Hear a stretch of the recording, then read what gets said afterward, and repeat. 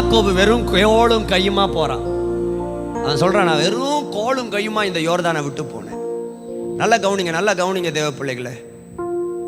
அந்த நேரம் ஒரு கடினமான நேரம். யாக்கோபுக்கு தெரியாது இதே யோர்தானை 2 பரிவாரத்தோட அவன் திரும்பி சந்திக்க போறான்னு சொல்லி. எத்தனை பேர் அதை விசுவாசிக்கிறீங்க?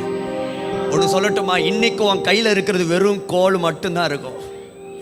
வெறும் கோல் மட்டும்தான் இருக்கும். உன் கூட யாரும் நிற்காதது போல இருக்கலாம். நான் சொல்றேன், உனக்கு சொன்னதை செய்யும் அளவோ நான் உன்னை கைவிடுவதில்லை என்று சொன்ன கர்த்தர் உன்னோடு இருக்கிறார். நம்புறவங்க நல்லா கையை தட்டி. அப்ப நல்லா கவனிங்க. எனக்கு எல்லாமே எதிராக இருக்கும்போது அப்பதான் என் விசுவாசம் கூட.